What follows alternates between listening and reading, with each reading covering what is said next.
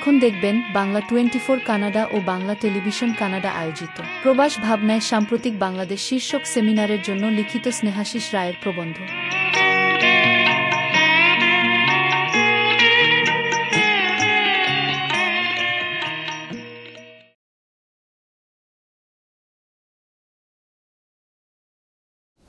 প্রবন্ধের শিরোনাম ধর্ম, রাজনীতি ও বাংলাদেশের গণতান্ত্রিক সম্ভাবনা। প্রবন্ধকার স্নেহাশিস রায়। বাংলাদেশে গণতন্ত্রহীনতার ইতিহাস সুদীর্ঘ, অথচ আমাদের জন্মই হয়েছিল পাকিস্তানের গণতান্ত্রিক ব্যর্থতার প্রেক্ষাপটে। বাংলাদেশের যাত্রাই শুরু হয়েছিল গণতন্ত্রের স্বপ্ন বুকে নিয়ে, কিন্তু গত 53 বছরে আশার কিছু বিচ্ছিন্ন ঝিলিক ছাড়া বাংলাদেশের গণতন্ত্র মূলত নৈরাজ্য আর রক্তপাতের গল্প। সুষ্ঠু নির্বাচনের পর শান্তিপূর্ণ ক্ষমতার হস্তান্তর গণতন্ত্রের একটি সৌন্দর্য, কিন্তু বাংলাদেশের রক্তপাতহীন ক্ষমতার হস্তান্তর হয়েছে কেবল একটিবার, সেটি 2001 সালে। এছাড়া কখনো সেনাবাহিনীতে সশস্ত্র কুয়ের মাধ্যমে সরকার বদল হয়েছে, কখনো ক্ষমতার বদল হয়েছে গণ অভ্যুত্থানে। গত 3 যুগেই আমরা 4টি গণ অভ্যুত্থান দেখেছি, সর্বশেষটি দেখলাম এবছর। বিগত 16 বছরের গণতন্ত্রহীনতা ও কর্তৃত্ববাদী শাসনের প্রেক্ষিতে 24 সালের গণ অভ্যুত্থানটি ছিল ব্যাপক। এই অভ্যুত্থানে একটি উল্লেখযোগ্য সংখ্যক ছাত্র জনতার প্রাণহানি ঘটেছে, উল্লেখযোগ্য সংখ্যক পুলিশ সদস্য নিহত হয়েছে, আইন শৃঙ্খলা বাহিনীর অস্ত্র লুটতরাজ করা হয়েছে, দেশের অর্ধেকের বেশি থানা কার্যক্রম চালানোর অনুপযোগী হয়ে পড়েছে, জেলখানা ভেঙে অপরাধী মুক্ত করার ঘটনা ঘটেছে, পুরো দেশে আইন শৃঙ্খলা ভেঙে পড়েছে। গণ অভ্যুত্থানের যদিও মূল উদ্দেশ্য ছিল দেশে গণতন্ত্রকে ফিরিয়ে আনা, কিন্তু অভ্যুত্থান পরবর্তী দেশে এমন কিছু ঘটেছে যা অভ্যুত্থানের উদ্দেশ্য নিয়ে গুরুতর প্রশ্নের জন্ম দেয়। গণ অভ্যুত্থানকারীরা ধানমন্ডি 32 নম্বরের বঙ্গবন্ধুর স্মৃতি বিজড়িত বাড়িটি পুড়িয়ে দিয়েছে, বাংলাদেশে মুক্তিযুদ্ধের প্রতীক অজস্র ভাস্কর্য ভেঙে দেওয়া হয়েছে। মনে হয়েছে কারো যেন কিছু গোপন উদ্দেশ্য আছে, কারা যেন মুক্তিযুদ্ধকে মুছে ফেলে দিতে চায়। অনেকেই এইসব ঘটনাকে বিগত সরকারের বিরুদ্ধে পুঞ্জীভূত ক্ষোভের বহিঃপ্রকাশ হিসেবে দেখতে চেয়েছেন, কিন্তু অন্তর্বর্তীকালীন সরকারের কর্মকাণ্ড দেখে মনে হয়নি মুক্তিযুদ্ধকে আঘাত করার বিষয়টি কোনো বিচ্ছিন্ন ঘটনা। ইতিমধ্যে ঐতিহাসিক 7ই মার্চকে জাতীয় দিবসের তালিকা থেকে বাদ দেওয়া হয়েছে, পাঠ্যপুস্তক থেকেও মুক্তিযুদ্ধকে ছেঁটে ফেলার কাজ শুরু হয়েছে। সরকার ও বৈষম্য বিরোধী ছাত্র সংগঠনের নেতারা 1972 সালের সংবিধানকে মুজিববাদী সংবিধান বলে বাতিল করে দেবার ঘোষণা করেছে। প্রতিবার ক্ষমতার পালাবদলের পর দেশের সংখ্যালঘুরা নির্যাতনের শিকার হয়, এবারও তার ব্যতিক্রম হয়নি। এই আক্রমণের ব্যাপকতা কতটা ভয়ঙ্কর ছিল তা দৈনিক প্রথম আলোর অনুসন্ধানী প্রতিবেদনে খানিকটা দেখেছি। প্রথম আলোর সেই প্রতিবেদন অনুযায়ী দেশের 22টি উপাসনালয় ও 1068টি সংখ্যালঘু ব্যবসা বাড়িতে হামলা হয়েছে। গণ অভ্যুত্থানের পরপরই আমরা দেখেছি দেশের শীর্ষ সন্ত্রাসীদের জেল থেকে ছেড়ে দেওয়া হয়েছে, গুরুতর জঙ্গি সংশ্লিষ্টতার অভিযোগে আটক অসংখ্য কয়েদিদের ছেড়ে দেওয়া হয়েছে। পাশাপাশি আমরা ঢাকার রাস্তায় বিগত সরকারের আমলে নিষিদ্ধ কয়েকটি সংগঠনকে মিছিল করতে দেখেছি, যারা গণতন্ত্র, গণতান্ত্রিক আইন, এমনকি বাংলাদেশ রাষ্ট্রেও বিশ্বাস করে না। প্রতিদিন রাস্তা বন্ধ করে অসংখ্য বিক্ষোভ, ফলে অসহনীয় যানজট। স্কুল কলেজের ছেলেরা জোর করে শিক্ষকদের পদত্যাগ দাবি করছে, এক কলেজের ছেলেরা দলবদ্ধ হয়ে আরেকটি কলেজে আক্রমণ করছে, দালালি করার অভিযোগে দেশের 2টি প্রধান পত্রিকার উপর হামলা হয়েছে। অনেক সাংবাদিকদের বিরুদ্ধে হত্যা মামলা দিয়ে বিনা বিচারে আটক রাখা হয়েছে। বিভিন্ন অঞ্চলের আওয়ামী লীগের নেতাকর্মীদের নামে মামলার হুমকি দিয়ে ব্যাপক চাঁদাবাজি চলছে। দেশ যেন মাল্টি অর্গান ফেলিওরের রোগীর মতো আচরণ করছে। কোথাও কোনো নিয়ন্ত্রণ নেই। গত 53 বছরের গণতান্ত্রিক ব্যর্থতা আর এই পরম নৈরাজ্য দেখে আমার মনে একটা অদ্ভুত প্রশ্ন এসেছে। আমরা দেশের জন্মলগ্ন থেকে গণতন্ত্র চাইছি, কিন্তু বাংলাদেশের প্রেক্ষাপটে পাশ্চাত্যের লিবারেল ডেমোক্রেসি সত্যি আসলে কতটা কার্যকর? এই নিবন্ধে বাংলাদেশের মানুষের রাজনৈতিক মনোজগতের প্রেক্ষাপটে গণতান্ত্রিক সম্ভাবনা নিয়ে আলাপ করার চেষ্টা করব। কানাডার নিরুত্তাপ নির্বাচনগুলো দেখে আমরা বিস্মিত হয়ে যাই। কানাডার শান্তিপূর্ণ নির্বাচন আর রক্তপাতহীন ক্ষমতার হস্তান্তর দেখে আমার মনে হয়েছিল আমরা এক ভিন্ন জনগোষ্ঠী, ভিন্ন আমাদের রাজনৈতিক মনোজগৎ, ভিন্ন আমাদের জাতীয় চরিত্র। আমাদের দেশে গণতন্ত্র বলতে মূলত সুষ্ঠু নির্বাচনকে বোঝায়, কিন্তু গণতন্ত্র বিষয়টি আসলে সুষ্ঠু নির্বাচনের চেয়ে আরও অনেক বেশি কিছু। গণতন্ত্র মানে হলো দেশের প্রতিটি মানুষের সমান অধিকারে বিশ্বাস করা। ভোটের অধিকার এইসবের অধিকারের একটি। ধর্ম, বর্ণ, লিঙ্গ কিংবা যৌনতার পছন্দ নির্বিশেষে প্রতিটি মানুষকে সমান ভাবতে পারাই গণতন্ত্রের মূল সুর। এমন রাষ্ট্র ব্যবস্থা চালু করার আগে পাশ্চাত্যকে বহু শতাব্দী পার হতে হয়েছে। নারীদের কঠিন বক্ষবন্ধনীর বাইরে এসে ভোটাধিকার নিশ্চিত করতে হয়েছে। রাষ্ট্র থেকে ধর্মকে আলাদা করতে হয়েছে। পাশ্চাত্যের গণতন্ত্রে ধর্ম নিষিদ্ধ নয়। ধর্ম হলো এক ব্যক্তিগত বিষয়। ধর্ম হলো ব্যক্তির সাথে ঈশ্বরের সম্পর্ক। রাষ্ট্রের সাথে এর কোনো যোগসূত্র নেই। গণতন্ত্রের জন্য মানুষের রাজনৈতিক মনোজগৎ প্রস্তুত হবার প্রক্রিয়াটি ছিল দীর্ঘ। পাশ্চাত্য সমাজকে রেনেসাঁর মধ্য দিয়ে যেতে হয়েছে। চার্চের রক্তচক্ষুকে উপেক্ষা করে বলতে হয়েছে পৃথিবী সূর্যের চারিদিকে ঘুরে। অ্যাদাম ইভ নয়, আমাদের পূর্বপুরুষ হলো বানর প্রজাতির মানুষ।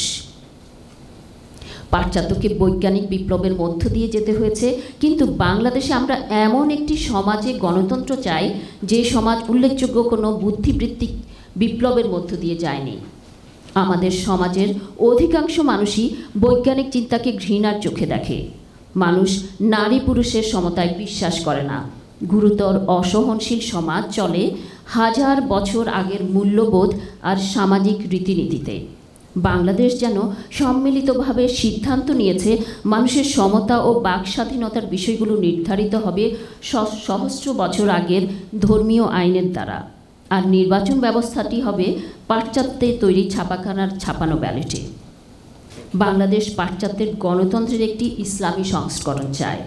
এ যেন পাশ্চাত্য গণতন্ত্রের হালাল সংস্করণ। এই চাওয়াটি অবাস্তব। তাই প্রতিটি মুসলিম প্রধান দেশে গণতন্ত্র এক ভঙ্গুর বিষয়। বাংলাদেশও এর ব্যতিক্রম কিছু নয়। আরব বর্ষন্ত শুরু হওয়ার আগে মধ্যপ্রাচ্যে একনায়কতন্ত্র ছিল, তারপরও এক ধরনের স্থিরতা ছিল। কিন্তু গণতন্ত্রের বাসনায় যখন আন্দোলন শুরু হলো, মধ্যপ্রাচ্য রাজনৈতিকভাবে প্রচণ্ড অস্থির হয়ে উঠল। প্রশ্ন আসতেই পারে, পাশ্চাত্যের সৃষ্ট গণতন্ত্রের প্রতি মোহ কি এক ধরনের ফাঁদ? সভ্যতার পথ পরিক্রমায় আমরা বিচ্ছিন্ন রাজতন্ত্র দেখেছি, বৃহৎ আকারের সাম্রাজ্য দেখেছি, সমাজতান্ত্রিক রাষ্ট্র দেখেছি, গণতন্ত্রও দেখেছি। এইসব ব্যবস্থাগুলোর মাঝে গণতন্ত্র ছাড়া বাকি সব ব্যবস্থাই ব্যক্তিকেন্দ্রিক ও কর্তৃত্ববাদী।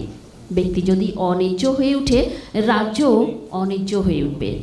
সমাজতন্ত্র যদিও সকল মানুষের সমান অধিকারের স্বপ্ন নিয়ে সৃষ্টি, তারপরও সমাজতন্ত্র এক ধরনের কর্তৃত্ববাদী শাসন।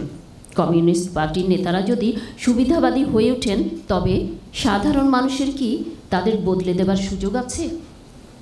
গণতান্ত্রিক রাষ্ট্রেরও সীমাবদ্ধতা আছে, কিন্তু গণতন্ত্র কর্তৃত্ববাদী সরকার আর মানুষের ইচ্ছার মাঝে একটা সমন্বয়ের সুযোগ তৈরি করছে। বাংলাদেশের প্রেক্ষাপটে গণতন্ত্রের কি বিকল্প আছে?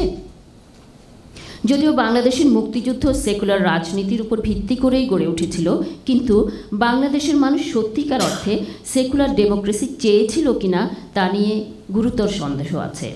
শেখ মুজিবুর রহমান নিজস্ব দর্শনের দ্বারা প্রভাবিত হয়েই পাশ্চাত্যের সোশ্যাল ডেমোক্রেসির আদলে একটি সংবিধান উপহার দিয়েছিলেন। সুস্পষ্টভাবে ধর্ম নিরপেক্ষতার কথা বলা হলো সংবিধানে। ধর্মভিত্তিক রাজনীতিও বাংলাদেশে নিষিদ্ধ করা হয়েছিল, যদিও মুসলিমদের পারিবারিক ও উত্তরাধিকার আইন ছিল ধর্মীয়।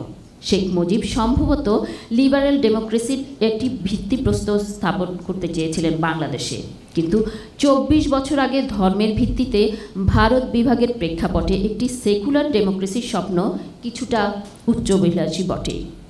বাংলাদেশ নতুন দেশ পেয়েছিল ঠিকই, কিন্তু পূর্ব বাংলার সিংহভাগ মানুষের রাজনৈতিক চিন্তা পাকিস্তান জনগোষ্ঠীর চেয়ে আলাদা হবার সম্ভাবনা কম। আর এজন্যই সংবিধান থেকে যখন নিরপেক্ষতাকে বাতিল করা হয় তখন জনগোষ্ঠীর মাঝে তেমন কোনো প্রতিক্রিয়া ঘটেনি। সর্বগ্রাসী রাজনৈতিক বিশৃঙ্খলা, নিজ দলের মানুষের দুর্নীতি, বামপন্থী সশস্ত্র আন্দোলন, প্রাকৃতিক দুর্যোগ, পাশ্চাত্য মধ্যপ্রাচ্যের অনুগ্রহ পাবার ব্যর্থতা সব মিলিয়ে শেখ মুজিবের পাশ্চাত্যের গণতন্ত্রের প্রতি মোহভঙ্গ ঘটে। তিনি নিজেই ৭২-এর সংবিধান থেকে সরে এসে এক ধরনের সমাজতান্ত্রিক রাষ্ট্র ব্যবস্থার দিকে ঝুঁকে পড়েছিলেন, তবে তার প্রচেষ্টাটি সফল হয়নি। ৭৫-এর পর থেকে বাংলাদেশের যাত্রাটি ছিল পাশ্চাত্যের লিবারেল ডেমোক্রেসি থেকে বিপরীত দিকে যাত্রা। বাংলাদেশের সংবিধান থেকে ধর্মনিরপেক্ষতা বাতিল করা হয়, ধর্মভিত্তিক রাজনীতিকে পুনরায় চালু করা হয়, রাষ্ট্রধর্ম হিসেবে ইসলামকে স্বীকৃতি দেওয়া হয়। ধীরে ধীরে বাংলাদেশের রাজনীতির অবিচ্ছেদ্য অংশ হয়ে ওঠে ধর্ম। পাশ্চাত্যের ডেমোক্রেসিতে রাষ্ট্র থেকে ধর্মকে আলাদা করার কথা বলা আছে, কিন্তু বাংলাদেশে রাষ্ট্রের মাঝে ধর্মের অনুপ্রবেশ আরও বাড়তে থাকে। প্রতিটি সরকার যেন অধিকতর মুসলিম হবার চেষ্টা চালিয়ে যেতে থাকে। শুধু রাজনীতিতে ধর্মের অনুপ্রবেশ বললে ভুল হবে। আমার মনে হয়েছে আমাদের সমাজের মাঝেও এক অভূতপূর্ব ইসলামী জাগরণ ঘটে গেছে। আমি ছোটবেলাতেও দেখেছি মানুষ তার সন্তানদের আধুনিক ভাবধারায় বড় করতে চাইতো, কিন্তু তারা চাইতো পোশাকে, পরিচ্ছদে, মূল্যবোধে আধুনিক পৃথিবীর মানুষ হয়। কিন্তু ৯০-এর দশকের পর থেকেই বিষয়টি যেন বদলে যায়। তাদের ইসলামী সত্তাটি যেন জেগে উঠে, নিজের চারদিকে একটা ধর্মীয় আবরণ তৈরি করে। তারা যেন পৃথিবীর সব সংকট থেকে বাঁচতে চায়। তারা মনে করে রাষ্ট্র ও পৃথিবীর সকল বঞ্চনার উত্তর হলো ইসলামী মূল্যবোধ। ইসলামকে কেন্দ্র করে এক বৃহত্তর জাতীয়তাবাদ গড়ে উঠেছে এবং বিষয়টি শুধু বাংলাদেশের নয়, এটি বৈশ্বিক ট্রেন্ড। বাংলাদেশের বড় রাজনৈতিক দলগুলো সেই একই গ্লোবাল ট্রেন্ডেরই অংশ। বাংলাদেশের অন্যতম প্রধান দল বিএনপি রাজনীতিতে ধর্মকে ফিরিয়ে আনে, কিন্তু সেকুলার ডেমোক্রেটিক আদর্শের আওয়ামী লীগও রাজনীতিতে ধর্মের ব্যবহার থেকে বিরত থাকেনি। তারা ধর্মভিত্তিক রাজনীতির সাথে আপোষ করেই ক্ষমতায় আসার চেষ্টা বা ক্ষমতায় টিকে থাকার চেষ্টা করেছে। ২০১৩ সালের ৫ই মে হেফাজত ইসলামের বিশাল জমায়েতই সম্ভবত বাংলাদেশে পাশ্চাত্যের লিবারেল গণতন্ত্রের কফিনে শেষ পেরেকটি পুঁতে দেয়। বাংলাদেশের লিবারেল রাজনীতিবিদরাও আবিষ্কার করে বাংলাদেশের সকল রাজনৈতিক শক্তির উৎস হল ইসলাম। বাংলাদেশের রাজনৈতিক দৃশ্যপটে ইসলামকে দূরে সরিয়ে রেখে কোনো রাষ্ট্র ব্যবস্থা গঠনের সুযোগ স্বাধীনতার পরবর্তী সময়ে কিছুটা ছিল, কিন্তু এখন সে চিন্তা সম্পূর্ণ এক অবাস্তব ভাবনা। অল্প কিছু সমাজতান্ত্রিক ও সেকুলার ডেমোক্রেসির সমর্থক বাদ দিলে সবাই চায় বাংলাদেশের রাষ্ট্র ব্যবস্থা তৈরি হোক ইসলামের আলোকে। কেউ খেলাফত চায়, কেউ চায় শরিয়া আইন, কেউ মদিনা সনদের ভিত্তিতে এক গণতান্ত্রিক রাষ্ট্র। এই পটভূমিতে আমি বাংলাদেশে মোটামুটি ৩ ধরনের রাজনৈতিক চিন্তা লক্ষ্য করেছি। প্রথম ধরন, এরা মোটামুটি একটা গণতান্ত্রিক ব্যবস্থা চায়। এরা চায় বাংলাদেশ মডারেট মুসলিমদের দেশ হিসেবে পরিচিত হোক। এই গ্রুপ ইসলামকে প্রধান ধর্ম হিসেবে স্বীকৃতি দিয়ে ও অন্য ধর্মের মানুষের যথাযথ ধর্ম পালনের অধিকার দিয়ে একটি রাষ্ট্র ব্যবস্থা চায়। এরা সরাসরি শরিয়া আইন চায় না। এরা চায় রাষ্ট্রের প্রতিটি আইন ইসলামী মূল্যবোধের ভিত্তিতে তৈরি হোক। অন্তত সিভিল আইন কোনোভাবেই যেন ইসলামের পরিপন্থী না হয়। নারীদের সম অধিকার কিংবা সমকামীদের অধিকার নিয়ে এরা আলোচনা করতে অনিচ্ছুক। এরা বাক স্বাধীনতা চায়, কিন্তু ইসলাম বিষয়ে কোনো সমালোচনা কিংবা কোনো বৈজ্ঞানিক চিন্তা যদি ইসলামের চিন্তাকে চ্যালেঞ্জ করে তবে তেমন বাক স্বাধীনতা চায় না তারা। দ্বিতীয় ধরন, এরাও একটি নির্বাচন ব্যবস্থা চায়। কিন্তু এরা দেশে পরিপূর্ণভাবে শরিয়া আইন চালু করতে চায়। এরা চায় ইরান কিংবা পাকিস্তানের মতো বাংলাদেশ ইসলামিক রিপাবলিক হিসেবে পরিচিত হোক। তৃতীয় ধরন, এই গ্রুপটি বাংলাদেশে পরিপূর্ণভাবে ইসলাম কায়েম করতে চায়। এরা গণতান্ত্রিক ব্যবস্থা ও সিভিল আইনকে মানব সৃষ্ট আইন হিসাবে দেখে। তারা চায় আল্লাহ প্রদত্ত আইনেই মুসলিমরা চলুক। বাংলাদেশ রাষ্ট্র কোনো আলাদা অস্তিত্ব নয়, বরং তাদের কাছে এটি বৃহত্তর মুসলিম উম্মার অংশ। এই তিন ধরনের সমর্থকরা একটা পিরামিডের মতো কাঠামো গঠন করেছে। অপেক্ষাকৃত লিবারেল অংশটি হল পিরামিডের পাটাতন, দ্বিতীয় শ্রেণীটি পিরামিডের মাঝামাঝি, আর যারা খেলাফত প্রতিষ্ঠিত করতে চায় তারা পিরামিডের শীর্ষে। উপরে বর্ণিত তিনটি শ্রেণীর যদিও দৃষ্টিভঙ্গি এক ভিন্ন, তারপরও তিনটি শ্রেণী একই পিরামিড কাঠামোর অংশ, একে অন্যের পরিপূরক, কারণ তাদের ভিত্তি হল একই ধর্মীয় জাতীয়তাবাদ। এই হলো আমাদের রাজনৈতিক মনোজগৎ। গত 3 যুগে আমরা বাংলাদেশের 4টি গণ অভ্যুত্থান সংঘটিত হতে দেখেছি। প্রতিটি অভ্যুত্থানই এসেছিল সম্ভাবনা নিয়ে, প্রতিবারই সম্ভাবনার মৃত্যু হয়েছে। এই ব্যর্থতার কারণ কি? সরল দৃষ্টিতে মনে হবে বড় দল দুটির ব্যক্তিগত জিঘাংসা আর ব্যক্তিগত স্বার্থই এই ব্যর্থতার সবচেয়ে বড় কারণ। বিষয়টি কি সত্যি এতটা সরলরৈখিক? আমার কাছে সবসময় মনে হয়েছে, কারণ এর চেয়ে অনেক বেশি জটিল ও গভীর। বাংলাদেশের রাজনৈতিক দলগুলোর মাঝে বিভেদ আছে, কিন্তু এই বিভেদ কি বাংলাদেশের মধ্যবিত্তদের মধ্যকার রাজনৈতিক দর্শনগত বিভেদ নয়? স্বাধীনতার 53 বছর পরও আমাদের স্বাধীনতা ও মুক্তিযুদ্ধ সবচেয়ে বিতর্কিত বিষয়। শহীদের স্মৃতিস্তম্ভ ও 71-এর যুদ্ধাপরাধীর স্মৃতির উদ্দেশ্যে নির্মিত মিলনায়তন এখনও আমাদের দেশে পাশাপাশি অবস্থান করে। এই রাজনৈতিক বিভাজনটির শেকড় 1947 সালে ধর্মভিত্তিক ভারত বিভাজনের অভ্যন্তরে প্রথিত। এই বিভাজনের মূলে রয়েছে ধর্মীয় জাতীয়তাবাদ। আমাদের রাজনীতিবিদরা সমাজের বিভেদের বীজ থেকে অঙ্কুরিত। বাংলাদেশে যদিও অলৌকিকভাবে বড় দলগুলো নিজেদের হঠকারিতা ভুলে যায়, তবুও বাংলাদেশের গণতন্ত্রের পথ নিষ্কণ্টক নয়। বাংলাদেশের গণতন্ত্রের চেয়ে সবচেয়ে বড় দুটি হুমকি হল যুক্তরাষ্ট্র, চীন, ভারতের ভূ রাজনৈতিক দ্বন্দ্ব এবং ক্রমবর্ধমান খিলাফত বা ইসলামী আইনের দিকে ঝুঁকে পড়া জনগোষ্ঠী। বাংলাদেশের মতো দেশগুলোতে গণতন্ত্র কোনো সহজ প্রস্তাবনা নয়। উন্নয়নশীল দেশগুলোর সম্পদ সীমিত, মানুষের মাঝে বেঁচে থাকার যুদ্ধটি রূঢ়। পাশাপাশি বাংলাদেশ একটি মুসলিম সংখ্যাগরিষ্ঠ রাষ্ট্র। মুসলিম সংখ্যাগরিষ্ঠ রাষ্ট্রসমূহের মাঝে গণতান্ত্রিক চিন্তার সাফল্য খুবই সীমিত। 57টি মুসলিম দেশের মাঝে মাত্র কয়েকটি দেশে অসম্পূর্ণ ও খণ্ডকালীন গণতন্ত্র দেখা যায়। এখন আমাদের জন্য বড় প্রশ্ন হলো, মুসলিম জনগোষ্ঠী প্রধান বাংলাদেশে গণতান্ত্রিক চিন্তায় কী ধরনের পদ্ধতি অনুসরণ করা যেতে পারে? মুসলিম বিশ্বের কোথাও অনুকরণযোগ্য গণতন্ত্র নেই। যদিও একটু পিছন ফিরে দেখি, 1923 সালে কামাল আতাতুর্ক আধুনিক তুরস্ক রাষ্ট্রের সূচনা করেন। তিনি কট্টরভাবে রাষ্ট্র থেকে ইসলামকে আলাদা করে সেকুলার ডেমোক্রেসি চালু করেন। কিন্তু একটি মুসলিম প্রধান রাষ্ট্রকে চাইলেই সেকুলার ডেমোক্রেটিক বানিয়ে ফেলা যায় না। তুরস্কে প্রায় 80 বছর জোর করে সেকুলারিজম চাপিয়ে দেওয়ার চেষ্টা হয়েছিল, কিন্তু তা সফল হয়নি। ইউরোপীয় ইউনিয়নের একটি দেশে যদি চাপিয়ে দেওয়া সেকুলারিজম ব্যর্থ হয়, তবে বাংলাদেশে সেই চেষ্টা কিভাবে বাস্তবসম্মত হতে পারে? তাই সরাসরি সেকুলার ডেমোক্রেসি চালু না করে বাংলাদেশে ইসলামী ভাবধারার সাথে সামঞ্জস্য রেখে একটি বহুত্ববাদী রাষ্ট্র তৈরি করা যেতে পারে। 24 সালের গণ অভ্যুত্থানের পর বাংলাদেশের সংবিধান কেমন হবে তা নিয়ে আলোচনা হচ্ছে।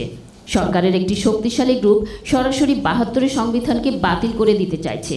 বর্তমান সরকারের একটি গুরুত্বপূর্ণ ব্যক্তি বাংলাদেশের স্বাধীনতা যুদ্ধকে 2 মুসলিম জনগোষ্ঠীর যুদ্ধ বলে চালিয়ে দিতে চাইছে।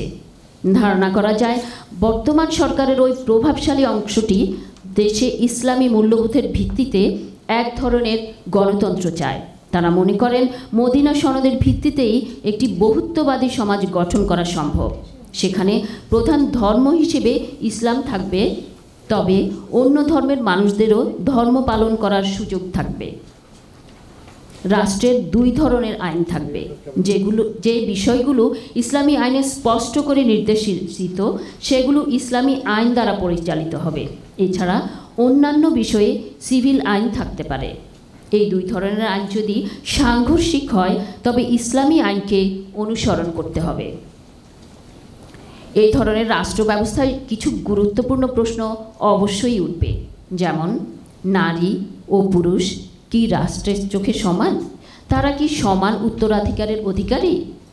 বহুবিবাহ ও বাল্যবিবাহ সম্পর্কে রাষ্ট্রের অভিমত কি? তারা কি বর্তমান মূল্যবোধ দিয়ে বিচার্য নাকি প্রাচীন পৃথিবীর নিয়ম দিয়ে? সমকামিতা কি সেই রাষ্ট্রে অপরাধ বলে বিবেচিত হবে? মানুষের মত প্রকাশের অধিকার কতটুকু থাকবে? কেউ যদি ধর্মকে সমালোচনা করে সে কি এই রাষ্ট্রে অপরাধী বলে বিবেচিত হবে? বিজ্ঞান যদি কখনো ধর্মকে চ্যালেঞ্জ করে তবে সেই বিজ্ঞানের চর্চা কি করা যাবে? তবে এর বিকল্প প্রস্তাব হিসেবে আমরা এক ধরনের কোমল সেকুলার রাষ্ট্র গঠনের চিন্তা করতে পারি। এটি ঠিক পাশ্চাত্যের সেকুলার রাষ্ট্র নয়। এই ব্যবস্থায় প্রতিটি ধর্মকে সমানভাবে স্বীকার করা হবে, যেমনটা আমরা ইন্দোনেশিয়ায় দেখতে পাই। কোনো রাষ্ট্রধর্ম থাকবে না, দেশে কোনো শরিয়া আইন থাকবে না, দেশে মূলত সিভিল আইন থাকবে। বিবাহ বিচ্ছেদ ইত্যাদি সামাজিক বিষয়গুলো ইসলামের পারিবারিক আইনে চলবে, যে আইনগুলো ইসলামের মূল্যবোধের পরিপন্থী। সেই আইন প্রণয়নে সতর্ক থাকতে হবে। দেশের শিক্ষা ব্যবস্থা হতে হবে বিজ্ঞান নির্ভর শিক্ষা ব্যবস্থা।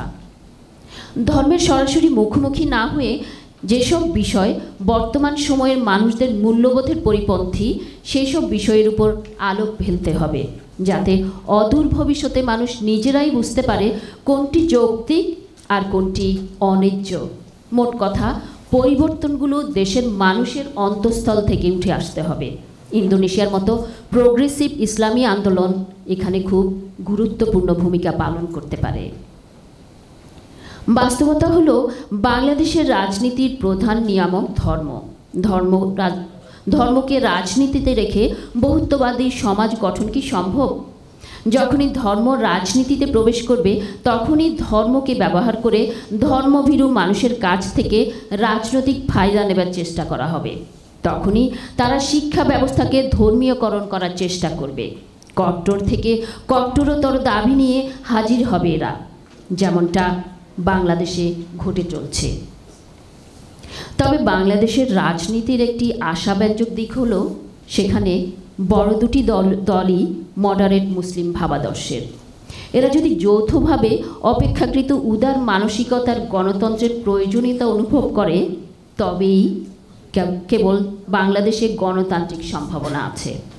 তবে সে সিদ্ধান্ত নিতে হবে দ্রুত, খুব দেরি হয়ে যাওয়ার আগেই।